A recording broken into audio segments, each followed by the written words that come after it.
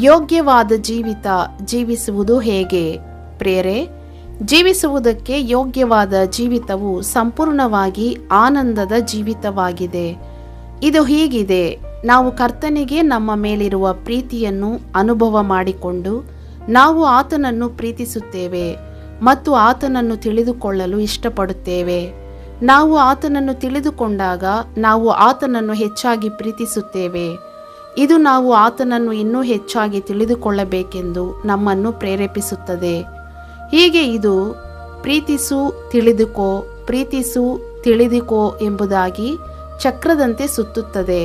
ಇದನ್ನೇ ಸಂತ ಪೌಲನು ಫಿಲಿಪಿಯರಿಗೆ ಬರೆದ ಪತ್ರಿಕೆ 3:8 ಇಷ್ಟೇ ಅಲ್ಲದೆ ನನ್ನ ಕರ್ತನಾದ ಕ್ರಿಸ್ತ ಯೇಸುವನ್ನರಿಯುವುದೇ ಅತಿ ಶ್ರೇಷ್ಠವಾದದ್ದೆಂದು ತಿಳಿದು ನಾನು ಎಲ್ಲವನ್ನೂ ನಷ್ಟವೆಂದೆಣಿಸುತ್ತೇನೆ. ಆತನ ನಿಮಿತ್ತ ನಾನು ಎಲ್ಲವನ್ನೂ ಕಳಕೊಂಡು ಅದನ್ನು ಕಸವೆಂದೆಣಿಸುತ್ತೇನೆ ಎಂದು ಓದುತ್ತೇವೆ. ಇದರಲ್ಲಿ 2 ವಿಷಯಗಳು ಒಳಗೊಂಡಿವೆ. ಅವುಗಳ ಸುತ್ತಲೂ ಜೀವಿಸುವುದಕ್ಕೆ ಯೋಗ್ಯವಾದ ಜೀವಿತ ಸುತ್ತುತ್ತದೆ. ಅವೆಂದರೆ ಪ್ರಾರ್ಥಿಸುವುದು. ಮೊದಲನೇದಾಗಿ ಪ್ರಾರ್ಥಿಸುವುದು ಅದರಲ್ಲಿ ಒಳಗೊಂಡಿರುವುದು.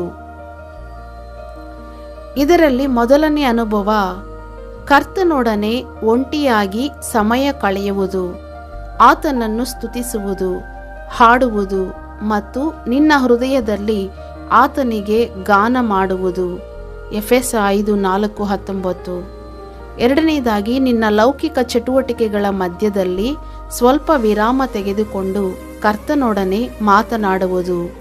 ಕೊಲೊಸ 4:2. ಕರ್ತನಿಗೆ ನಿನ್ನ ಜೀವಿತದ ವಿಷಯವಾಗಿ ಎಲ್ಲವನ್ನು ಹೇಳುವುದು. ನಿನ್ನ ಆತ್ಮೀಯ ಸ್ನೇಹಿತರೊಂದಿಗೆ ಮಾತನಾಡುವ ಹಾಗೆ. ಇದು 3ನೇದಾಗಿ. 4ನೇದಾಗಿ ಕರ್ತನ ಬಳಿಗೆ ಎಲ್ಲ ವಿಷಯಗಳಿಗಾಗಿ ಹೋಗುವುದು. ಅಂದರೆ ನಿನ್ನ ಪ್ರತಿಯೊಂದು ಅವಶ್ಯಕತೆಗಾಗಿ, ಪ್ರತಿಯೊಂದು ಸಮಸ್ಯೆ ಮುಂತಾದವುಗಳಿಗಾಗಿ ಕರ್ತನನ್ನು ನಿನ್ನ ಮಾರ್ಗದರ್ಶಕನನ್ನಾಗಿ, ಒದಗಿಸಿಕೊಡುವವನನ್ನಾಗಿ, ವಕೀಲನನ್ನಾಗಿ, ಆಲೋಚನಾಕರ್ತನನ್ನಾಗಿ, ಉಪದೇಶಕನನ್ನಾಗಿ, ಬಿಡುಗಡೆ ಮಾಡುವವನನ್ನಾಗಿ, ಕಾಪಾಡುವವನನ್ನಾಗಿ, ವೈದ್ಯನನ್ನಾಗಿ ಮಾಡಿಕೋ. ಫಿಲಿಪ್ಪ 4:6, ಕೀರ್ತನೆ 18:1-2, 144ನೇ ಕೀರ್ತನೆ 1-2. ನಂತರ ಕರ್ತನ ಚಿಂತೆಗಳನ್ನು ಹಂಚಿಕೊಳ್ಳುವುದು. ಕಳೆದು ಹೋದವರಿಗಾಗಿ, ನಾಶವಾಗುತ್ತಿರುವವರಿಗಾಗಿ, ಅಸ್ವಸ್ಥರಿಗಾಗಿ, ಬಾಧೆಪಡುವವರಿಗಾಗಿ ಆತನಿಗಿರುವ ಭಾರ. ಆದಿಕಾಂಡ 18:24, ಅರಣ್ಯಕಾಂಡ 14:19. ಅಬ್ರಹಾಮ ಮತ್ತು ಮೋಶೆಯ ಹಾಗೆ ಆತನ ಸ್ನೇಹಿತನಾಗು. God bless you.